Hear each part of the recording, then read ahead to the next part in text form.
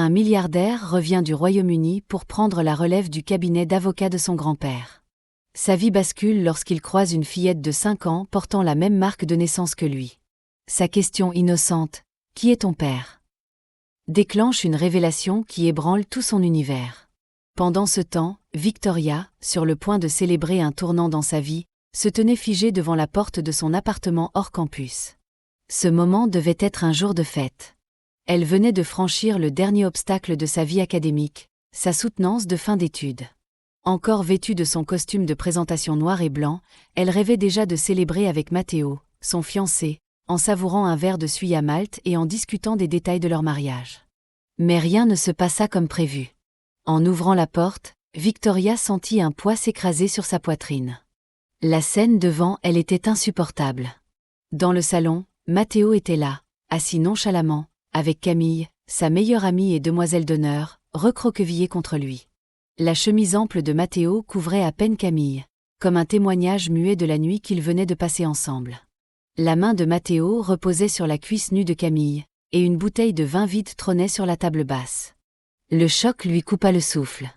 Son dossier, qu'elle tenait encore fermement, sembla devenir son seul appui face à l'effondrement de tout ce qu'elle avait construit.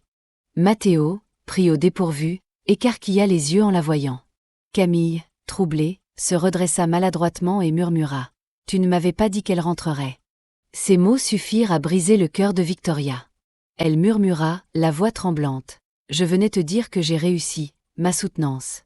Personne ne répondit. Camille ajusta le t-shirt, Matteo tenta de parler mais resta sans voix. Victoria, au bord des larmes, laissa échapper un rire amer. « J'ai passé des mois à rêver d'une vie parfaite avec toi, dit-elle à Matteo. Et toi, tu étais là, à partager mon avenir avec ma meilleure amie. » Elle se détourna, leur offrant un dernier regard glacial. « Vous vous méritez l'un l'autre. » Elle sortit de l'appartement, son dossier toujours serré contre elle, comme une ancre pour ne pas s'effondrer. À 21h42, Victoria se retrouva seule dans un bar appelé Flamingo. Assise dans un coin, elle sirotait un verre, ses mains tremblant légèrement. Elle n'avait jamais été seule dans un bar, et elle-même ignorait pourquoi elle était venue là. Peut-être pour échapper à sa douleur. Peut-être pour se retrouver. Victoria n'avait aucune envie de rentrer chez elle. Pas ce soir, peut-être même jamais. Son appartement, ses souvenirs, tout lui semblait soudainement froid et vide. Elle était restée là, seule, au fond de ce bar, à observer son verre comme si les réponses à ses tourments pouvaient s'y refléter. De l'autre côté de la pièce, William était entouré d'amis. C'était son dernier week-end à Lagos avant son départ pour le Royaume-Uni. Un nouveau travail, une nouvelle vie, un nouveau départ. Autour de lui, l'ambiance était bruyante, rires éclatants, bouteilles qui s'entrechoquent, blagues nostalgiques sur leurs années universitaires. Des bols de soupe au poivre trônaient sur la table, des os éparpillés ici et là. Mais William n'était pas vraiment là, pas dans son cœur. Quelque chose l'avait distrait. Ou plutôt quelqu'un. Une femme, assise seule à une table. Sa posture était droite, presque tendue, comme quelqu'un qui venait de recevoir une gifle de la vie. Ses cheveux étaient attachés en un chignon simple, ses yeux légèrement gonflés, son expression vide. Elle avait l'air d'une personne à qui le monde venait de tourner le dos. William ne comprenait pas pourquoi, mais il était captivé. Il se leva soudainement. « Je reviens », lança-t-il à ses amis. « Mec, où tu vas ?» lui lança l'un d'eux. « Juste une seconde. » Il s'approcha lentement de la table de Victoria. « Salut. Est-ce que ça te dérange si je m'assois ici ?» demanda-t-il doucement. Victoria leva les yeux, surprise. Il continua. « Je sais que je suis un parfait inconnu, mais tu ressembles à quelqu'un qui pourrait avoir besoin d'une compagnie tranquille ce soir. » Elle le fixa un instant, hésitante. Puis, presque en murmurant, « Je ne sais même pas pourquoi je suis là. » William s'assit en face d'elle, ses gestes calmes et mesurés. « Tu veux en parler ?» proposa-t-il. Elle soupira et baissa les yeux vers son verre. « J'ai trouvé mon fiancé avec ma meilleure amie, ensemble. » Il cligna des yeux, pris de court. « Waouh !» souffla-t-il. « Ouais !» répondit-elle avec une pointe d'amertume. « Et maintenant je suis là, à boire quelque chose que je n'aime même pas. » William esquissa un sourire. « Je peux partir, si tu préfères être seule, » dit-il poliment. Victoria secoua la tête. « Non, reste. Tu es une meilleure compagnie que mes pensées. Il sourit doucement. C'est probablement la chose la plus gentille qu'on m'ait dite aujourd'hui. Le barman s'approcha, échangeant un regard avec William. Ce dernier fit un signe discret et demanda un verre de vin rouge. Pas trop fort. Elle a l'air d'avoir besoin de douceur, pas de feu, dit-il en jetant un coup d'œil complice à Victoria. Elle haussa un sourcil, légèrement amusée mais trop fatiguée pour répondre. Lorsque le verre arriva, William le lui tendit. Parfois, ça brûle. Mais avec le temps, on apprend à respirer à travers la douleur. Elle le fixa enfin, un éclat de curiosité dans le regard. Tu parles comme un thérapeute. Juste un gars qui sait à quoi ressemble le chagrin. Elle prit une gorgée, puis une autre. Les murs qu'elle avait dressés commencèrent à s'effriter sous l'effet du vin et de la douceur de cet inconnu. Les mots sortirent, d'abord en hésitant, puis en cascade. Elle lui raconta tout, les fiançailles, la trahison, les années d'attente, les rêves brisés. William l'écouta sans jamais interrompre, hochant simplement la tête de temps à autre, avec un sourire encourageant. Après un long silence, Victoria fit tourner son verre dans sa main. « Tu sais ce qui fait le plus mal » murmura-t-elle. « J'étais vierge. Toutes ces années, j'ai attendu. J'ai dit que je le ferais pour le mariage. » William cligna des yeux, surpris par cette confession. « Vraiment ?» ?»« Oui, » répondit-elle, un mélange de fierté et d'amertume dans la voix. « J'en étais fière. Mais regarde où ça m'a menée. » Un silence s'installa entre eux. Mais cette fois, ce n'était pas un silence lourd. C'était un espace pour respirer, pour laisser les émotions s'apaiser. Victoria laissa échapper un rire amer, un son qui n'avait rien de joyeux, mais qui semblait exorciser une partie de sa douleur. « J'ai porté ça comme un trophée, » dit-elle en parlant de sa virginité, pensant que ça faisait de moi quelqu'un de spécial. Mais visiblement, ça ne compte pour personne. Elle vida le reste de son verre d'un trait. William, silencieux, se resservit un verre à son tour, perplexe face à ses propres pensées. Mais ce qu'elle dit ensuite le prit totalement au dépourvu. « Maintenant, je veux quelque chose, » poursuivit-elle, sa voix baissant d'un ton, presque murmuré. William fronça légèrement les sourcils. « Qu'est-ce que tu veux » demanda-t-il prudemment. Elle le fixa, son regard pénétrant. « Je veux ma virginité » lâcha-t-elle d'un ton ferme. Il se figea, ses doigts arrêtés en plein mouvement. Le poids de ces mots le frappa comme une vague. « J'en ai marre de tout garder pour des gens qui s'en fichent », ajouta-t-elle avec un mélange de colère et de résignation. « Je ne veux plus porter ça comme une médaille. » Ça ne l'a pas empêché de choisir quelqu'un d'autre. William déglutit lentement, cherchant ses mots. « Es-tu sûr de ce que tu dis ?» Elle hocha la tête, cette fois plus lentement, mais avec une certitude implacable. « Oui. Tu ne me connais pas. Je ne te connais pas. C'est parfait. Pas de complications. Laisse-moi juste oublier cette journée. » Il la fixa, hésitant, les mots lui manquaient. Finalement, il posa son verre, tira son portefeuille de sa poche et proposa « J'appelle un taxi. » Mais Victoria secoua la tête avec une détermination tranquille. « Non, » dit-elle fermement. « Tu m'emmènes à l'étage, dans la chambre d'hôtel au-dessus du salon. » Le silence qui suivit était presque palpable. Pas de mots inutiles, pas de gestes brusques. Ce n'était pas un moment de passion, mais d'abandon, une tentative désespérée de se libérer de la douleur. Dans la chambre, tout se fit dans une étrange douceur, loin des clichés de désir effréné. C'était une libération silencieuse, une connexion fugace entre deux âmes fatiguées par la vie. Lorsque les premiers rayons du matin filtrèrent à travers les rideaux, William s'agita dans le lit. Il ouvrit lentement les yeux, une main frottant son front. Il se redressa, cherchant instinctivement la présence de Victoria. Mais l'espace à côté de lui était froid, vide. Elle était partie. Il scruta la pièce, espérant trouver un indice, un mot, un signe qu'elle était encore là. Mais il n'y avait rien. Son verre était posé sur la table, le drap portait encore les plis de là où elle s'était allongée, mais elle n'avait laissé aucune trace. Il resta là, immobile, fixant le vide à ses côtés. Ils avaient partagé tant de choses cette nuit-là, des souvenirs, des blessures, des rires étouffés. Mais il réalisa qu'il ne savait rien d'elle. Pas de nom, pas de numéro, rien à quoi s'accrocher. Pour la première fois depuis longtemps, William sentit un étrange vide. Pas seulement l'absence physique de Victoria, mais quelque chose de plus profond, comme un écho d'une connexion qu'il ne comprenait pas encore pleinement. Il descendit à la réception avant que le soleil ne soit complètement levé, les épaules lourdes d'une fatigue qu'il n'avait jamais connue. « Bonjour », dit-il à la réceptionniste, sa voix à peine audible. « La femme avec qui je suis monté hier soir. Est-ce qu'elle a laissé quelque chose? Un message? Un nom ?» La réceptionniste ne releva même pas les yeux de son bureau. « Elle est partie tôt », répondit-elle sans émotion. William acquiesça lentement, comme si ces mots confirmaient quelque chose qu'il savait déjà. Il quitta l'hôtel, le cœur alourdi par cette rencontre fugace. Victoria est rentrée à l'auberge un peu avant 7 heures.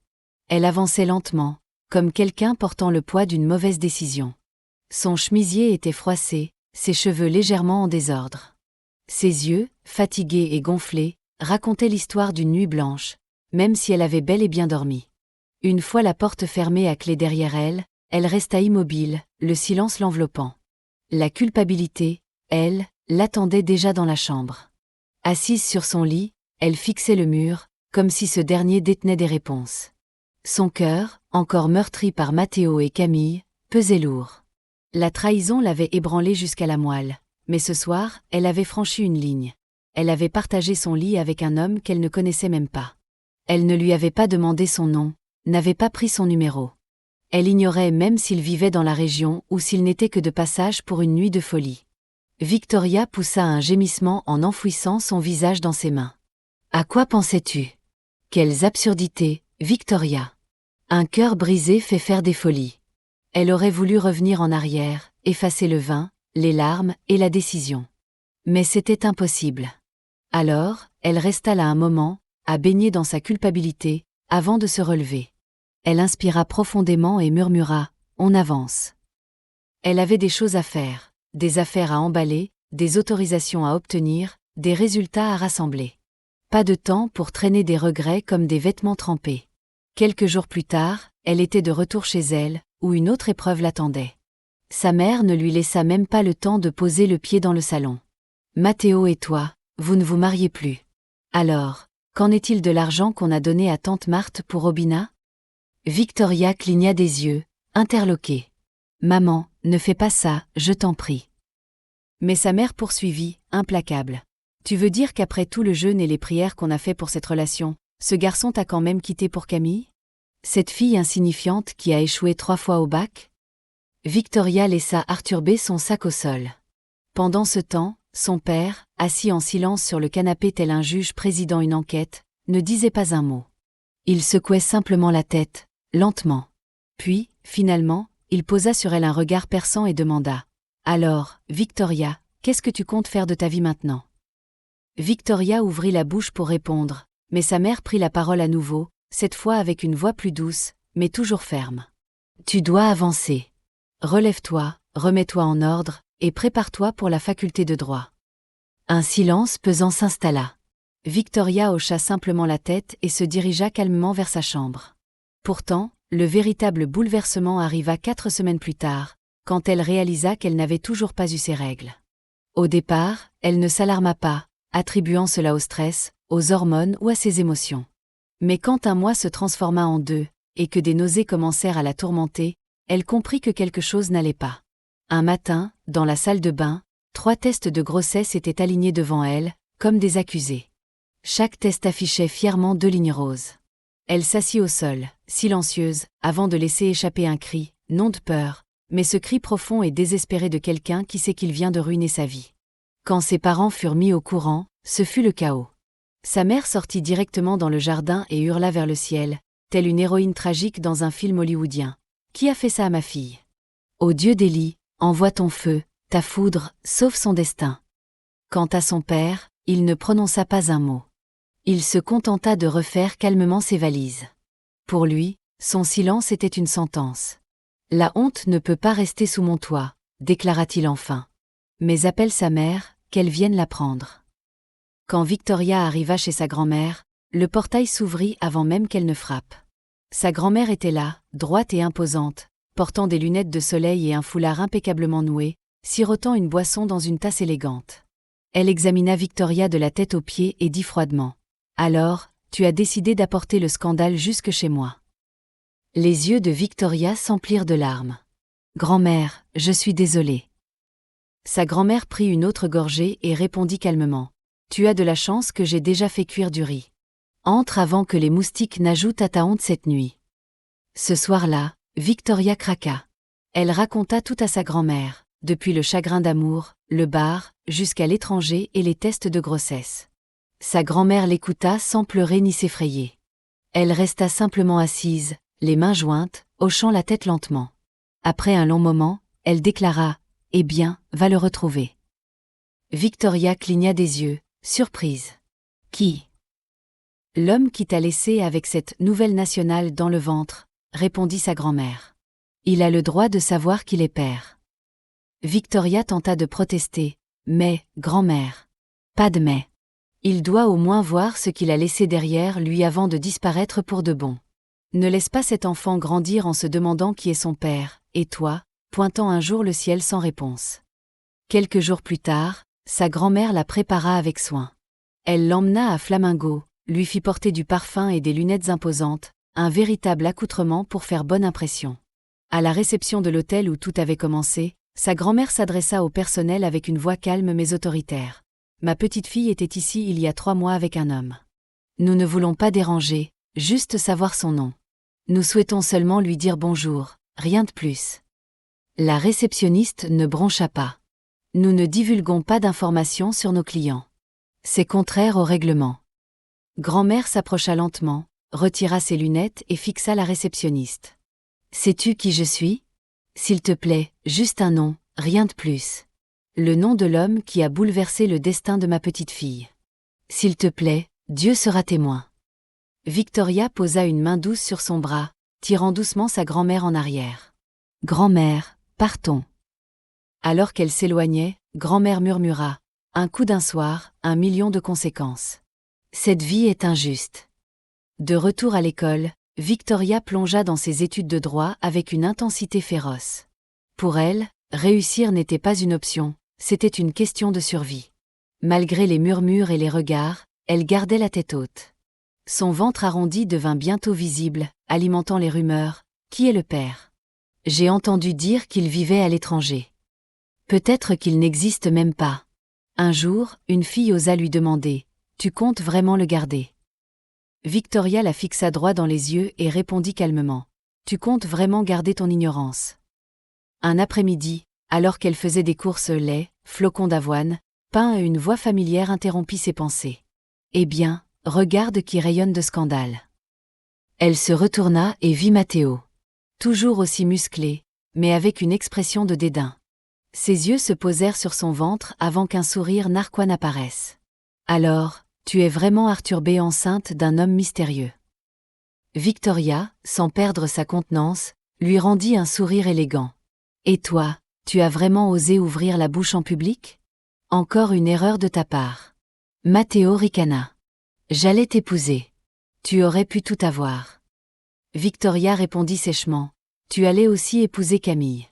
Peut-être même ton propre ego. » Il continua, moqueur. « Qui est le père ? » Elle le fixa avec assurance. « Je te le dirai, quand je saurai qui est ton vrai père. » Matteo la fixa un moment, surpris, tandis qu'elle attrapait son sac de course, s'approchait de lui et murmurait « Retourne à l'insignifiance. Ça te va si bien. » Elle quitta le supermarché avec la grâce d'une reine. Ce soir-là, chez sa grand-mère, Victoria caressa doucement son ventre et murmura « Nous allons bien. Mieux que bien. » Pendant ce temps, quelque part loin de là, un homme qui ignorait tout de son existence allait bientôt découvrir une vérité qui changerait sa vie. 5 années s'étaient écoulées depuis que la vie de Victoria avait pris un tournant. Aujourd'hui, debout dans son bureau à Lagos, vêtue d'un tailleur noir impeccable, elle se sentait enfin en paix. Non loin d'elle, un ouragan de 5 ans nommé Sophia trottinait joyeusement, portant des lunettes de soleil surdimensionnées et les pantoufles de sa grand-mère. Sophia était arrivée un mardi pluvieux, avec des joues pleines, des poumons déterminés, une chevelure épaisse, et une tache de naissance en forme de point d'interrogation sur son épaule gauche. Les infirmières l'avaient qualifiée d'unique. Victoria, en la tenant pour la première fois, avait murmuré « Tu portes la marque d'une histoire que même moi, je ne comprends pas encore. » Depuis ce jour, Sophia était devenue le centre de son univers. Avec la fougue de sa mère, le sarcasme de sa grand-mère et une obstination naturelle, elle avait déjà l'air d'une future avocate. Quant à Victoria, elle acceptait tous les dossiers qui croisaient sa route. Divorce houleux, querelles familiales, héritage disputé, et même des affaires absurdes comme une femme poursuivant son cousin pour un vol imaginaire.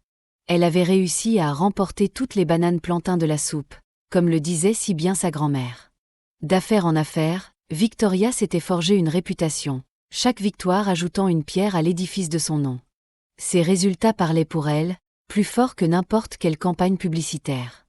À 28 ans, Victoria était une lionne redoutable au tribunal, une langue acérée, des costumes impeccables et une attitude implacable. Une tueuse silencieuse, respectée et crainte à la fois.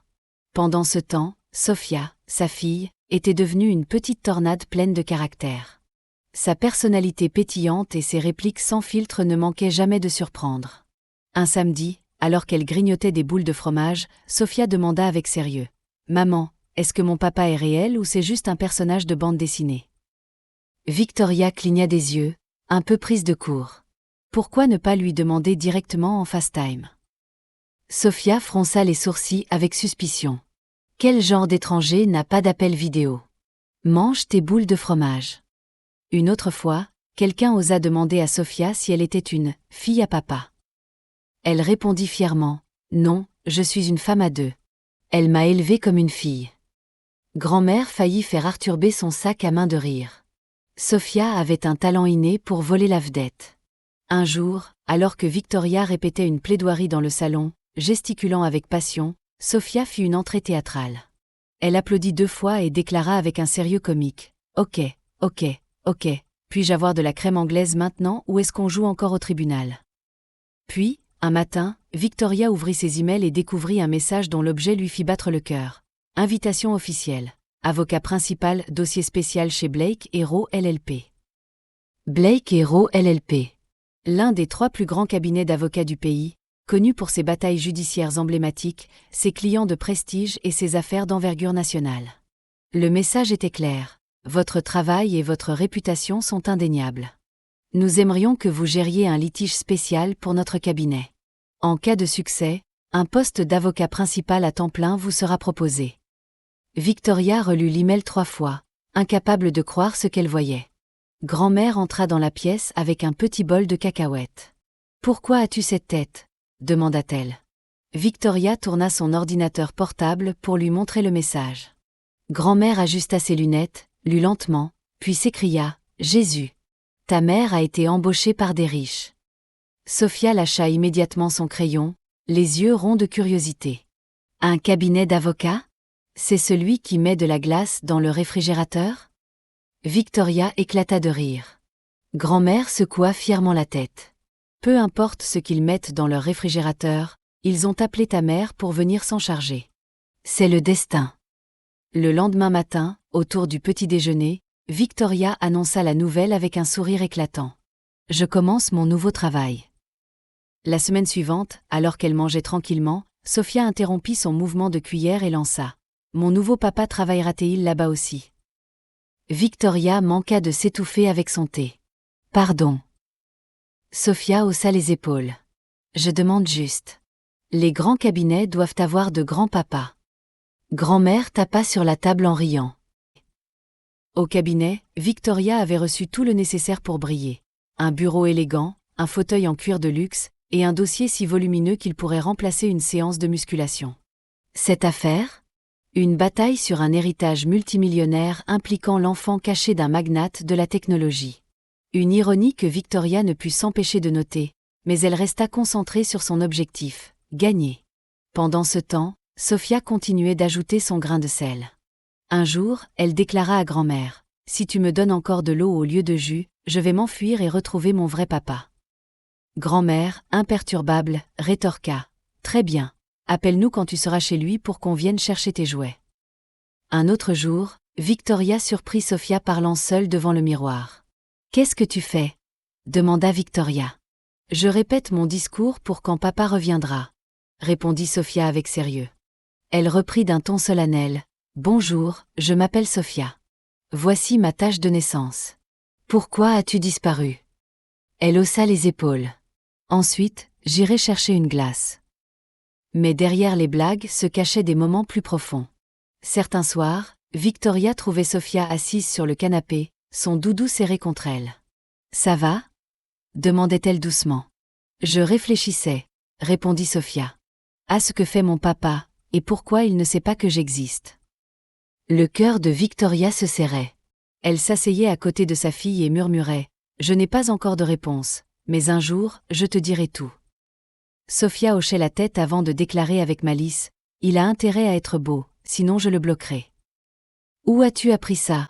demanda Victoria, amusée. « Grand-mère. » Quelques jours plus tard, Sophia rentra de l'école avec les yeux humides. Victoria remarqua immédiatement. « Qu'est-ce qui s'est passé ?» Sophia renifla. « Chelsea a dit que j'étais la seule de la classe à ne pas avoir de papa. Elle a même dit que j'avais sûrement été créée en laboratoire. » Victoria sentit sa poitrine se serrer.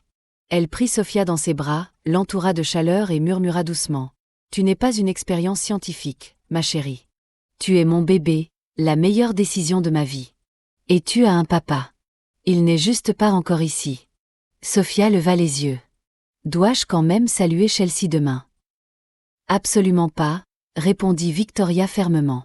Le lendemain matin, Victoria accompagna Sophia à l'école. Elle demanda à parler à la maîtresse, mademoiselle Émilie, qui la reçut avec un sourire. « En fait, je voulais aussi vous parler, » dit mademoiselle Émilie. Victoria sentit une tension monter. « Est-ce que Sophia va bien ?»« Oh, elle va parfaitement bien. Mais hier, il y a eu un petit incident. » Victoria s'assit, attentive. « Quel genre d'incident ?» Mademoiselle Émilie ouvrit un dossier et soupira doucement. Son amie, Chelsea, a fait une remarque au sujet de l'absence de papa. Avant que je ne puisse intervenir, Sophia s'est levée calmement, pleine d'assurance.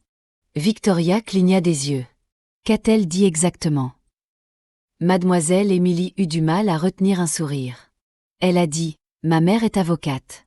Si tu me reparles comme ça, elle arrêtera toute ta famille, t'enverra en prison, et jettera les clés dans l'océan Atlantique. » Les yeux de Victoria s'écarquillèrent. « Elle ne s'est pas arrêtée là, » poursuivit mademoiselle Émilie.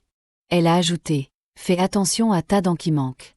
En plus, tu rates quand même tes devoirs, même avec un papa. » Victoria écoutait, à moitié horrifiée, à moitié amusée. Et elle a dit tout ça. Mademoiselle Émilie hocha la tête. Oui, puis elle a prévenu les autres élèves de ne pas rire, sous peine d'être dénoncée. Ensuite, elle s'est calmement assise et a commencé à manger son biscuit. Victoria se racla la gorge, tentant de maintenir son sérieux. Merci d'avoir géré la situation avec tact. Assurons-nous simplement qu'aucun enfant ne se moque des autres à l'avenir. Mademoiselle Émilie acquiesça. On s'en occupe.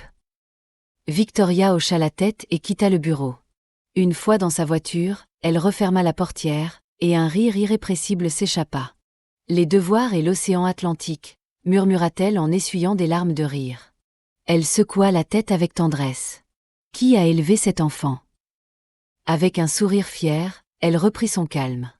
Ma Sophia, petite par la taille, mais immense par le courage. Ce jour-là, Victoria entra dans son bureau au cabinet, le cœur rempli d'une nouvelle confiance. Tout en elle était calme et concentrée. Elle avait surmonté tant d'épreuves, élevé un enfant seul, reconstruire sa vie, et maintenant, elle était là. Un bureau avec son nom gravé sur la porte. Et chez elle, une petite guerrière pleine d'esprit, prête à conquérir le monde. À des milliers de kilomètres de là, William Kingsley était bien loin de se douter que son passé s'apprêtait à le rattraper. Cela faisait 6 ans qu'il avait quitté le Nigeria pour le Royaume-Uni, non pas à cause d'un drame romantique ou d'un mystère émotionnel, mais pour une opportunité professionnelle. Une offre d'un prestigieux cabinet international londonien, tout ce qu'il avait désiré à l'époque, une carrière florissante, une reconnaissance internationale, un nouveau départ. Mais il y avait quelque chose qu'il n'avait jamais pu oublier. Cette nuit-là. Cette femme. Elle était entrée dans sa vie comme une tempête, des larmes dans les yeux, des mots enflammés sur les lèvres. Et tout aussi soudainement, elle était partie avant le lever du jour, sans un mot, sans un nom. 2 ans après son arrivée à Londres, William en parla pour la première fois à ses amis. Assis sur le toit d'un bar chic, il partageait des rires avec Thiago et Arthur autour de verres après une longue journée de travail. Thiago, fidèle à son humour mordant, se pencha en avant. « Mec, sérieusement, Quand est-ce que tu vas nous parler d'une femme, une vraie histoire? Pas de tribunaux, pas de boulot. Une femme. Arthur renchérit. Oui, pas de discours ennuyants sur tes victoires juridiques. William esquissa un sourire et finit par céder. Avant de déménager à Londres, j'ai eu une aventure d'un soir. Tiago manqua de s'étouffer avec sa bière. Toi, une aventure d'un soir? Allez, raconte. William haussa les épaules. C'était différent. Elle était blessée, brisée. On a parlé. Une chose en a entraîné une autre. Elle a passé la nuit chez moi et est partie avant que je me réveille. Pas de nom, pas de contact. Rien. Arthur haussa un sourcil, amusé. Peut-être qu'elle s'est enfuie parce que tu étais nul au lit. Tiago éclata de rire. Ou alors elle t'a donné une étoile sur 5 avant de fuir avant l'aube. William roula des yeux, exaspéré. Vous êtes idiot. Mais Tiago, toujours perspicace, plissa les yeux. Ça fait des années, William, et pourtant, tu penses toujours à elle. Avoue que ça te hante. William détourna le regard, mais il savait que Tiago avait raison. Cette femme mystérieuse restait ancrée dans son esprit, et il ignorait encore pourquoi. William marqua une pause. Je ne sais pas pourquoi je n'arrive pas à l'oublier. Tiago secoua la tête. Mais tu la connaissais à peine.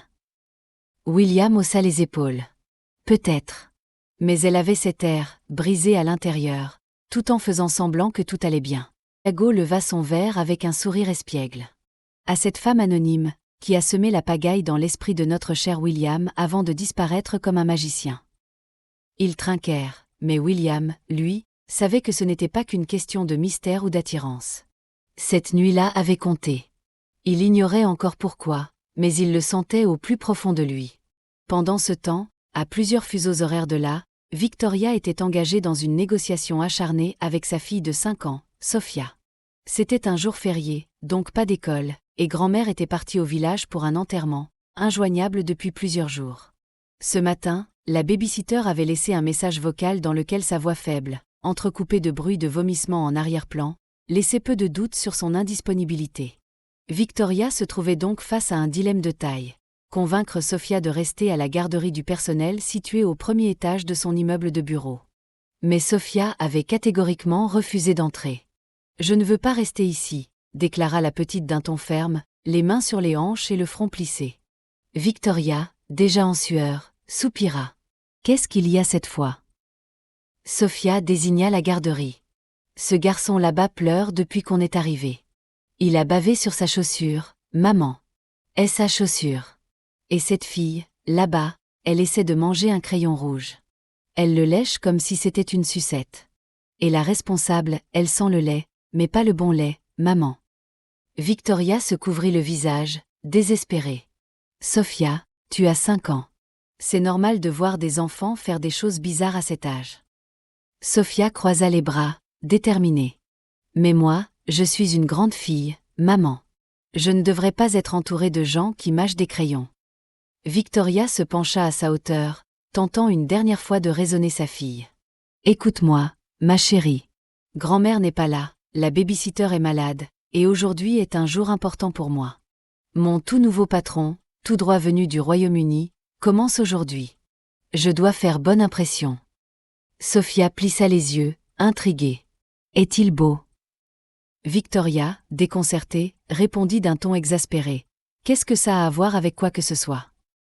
C'est important, maman. Je dois savoir si on le respecte avec énergie ou juste avec un bonjour poli. » Victoria ferma les yeux, murmurant une prière intérieure. « Sophia, je t'en supplie. Reste ici, sois sage. Pas de crise, pas de fuite. Et surtout, pas de manifestation. » Sophia réfléchit un instant, bras croisés. « Seulement s'il y a de la glace. » « Très bien, » concéda Victoria, épuisée. « Il y a de la glace avec du sirop de chocolat, des vermicelles arc-en-ciel, et un cornet en forme de bonnet d'anniversaire. » Sophia hésita. « Et un verre en gélatine. »« Oui, un verre en gélatine, » répondit Victoria, résignée. « Maintenant, s'il te plaît, entre. » Victoria se tourna vers mademoiselle Jade au comptoir, les yeux suppliants. « Aidez-moi, je vous en prie. » Mademoiselle Jade éclata de rire. « Ne vous inquiétez pas, Madame Victoria. On s'occupera d'elle. Finalement, Sophia entra dans la garderie, marchant avec la dignité d'une prisonnière assignée à résidence. Victoria, soulagée, tourna les talons et se précipita vers son bureau, prête à affronter une toute nouvelle journée. Sophia s'installa sur la chaise d'angle près de la fenêtre en lâchant un soupir exagéré. « Je reste ici uniquement parce que je t'aime », dit-elle d'un ton solennel. « Et aussi parce que tu as promis du sirop double. » Pendant ce temps, Victoria prit l'ascenseur jusqu'au 7e étage. Elle croisa son reflet dans la vitre et secoua la tête. Cet enfant n'était pas fait pour jouer, elle le sentait profondément. Dans la garderie, Sophia resta silencieuse pendant cette longue minute, un record. Elle s'était installée dans un coin et dessinait un dinosaure à 3 pattes et un sourcil énorme, quand soudain, elle aperçut quelque chose.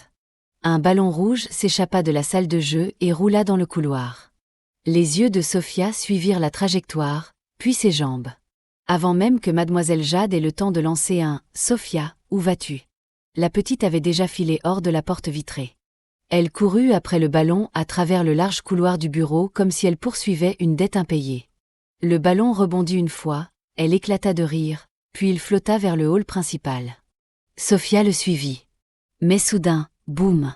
Elle percuta quelque chose de grand, solide et imposant. Un homme de grande taille se pencha aussitôt vers elle. « Oh mon Dieu, ça va ?» Sophia leva les yeux vers lui, fronçant les sourcils. « Tu marches comme si tu partais à la guerre. » William cligna des yeux, surpris par sa répartie. « Je suis désolée. Tu es blessée ? » « Ça va, ma robe est solide, » répondit-elle en s'époussetant comme une petite guerrière. « Que fais-tu ici toute seule ?» demanda-t-il. « Où est ta maman ? » « Elle travaille. C'est la meilleure avocate du cabinet, » répondit fièrement Sophia. William rit. « Vraiment ? Comment s'appelle-t-elle » Sophia plissa les yeux. « Attends, toi, qui es-tu » Il sourit. « Je suis William, le PDG de cette entreprise. » Sophia haleta. « Tu es le grand patron, alors tu es riche. » Quelque chose comme ça, répondit-il avec un sourire. « Je t'aime déjà. Sois gentil avec ma maman, elle travaille trop. » « Je vais faire de mon mieux, » plaisanta-t-il. La petite se gratta l'épaule, et sa robe bougea légèrement. C'est là que William vit la cicatrice. Une marque sombre, courbée, qui ressemblait exactement à la sienne. Son sourire disparut. Il la regarda intensément, puis murmura « Qui est ton papa ?» Sophia pencha la tête, prête à répondre « Monsieur », quand soudain un homme déboula dans le couloir. La réunion du conseil d'administration a commencé il y a 20 minutes. Tout le monde vous attend. William cligna des yeux et se retourna précipitamment. Comment s'appelle ta maman déjà ? Sophia sourit. Je m'appelle Sophia. Ma maman s'appelle Victoria. Oui, c'est la meilleure avocate du cabinet. William resta figé, sous le choc. Il s'éloigna lentement vers l'ascenseur, encore troublé. Sophia, elle, ajusta sa robe et retourna à la garderie comme si c'était un mardi comme les autres. C'est alors que mademoiselle Jade la rattrapa. « Sophia, où étais-tu passée ?» « Je courais après un ballon, » répondit calmement Sophia. « Puis j'ai rencontré le PDG, il est riche. Je lui ai demandé d'être gentille avec ma maman. » Puis elle retourna à ses crayons, comme si elle n'avait rien bouleversé du tout. Qui est vraiment le père de Sophia ? Victoria et William se reverront-ils ? Que va-t-il se passer ensuite ? Rendez-vous au prochain épisode, que tu peux bien sûr réinventer à ta manière. Merci d'avoir regardé. À bientôt.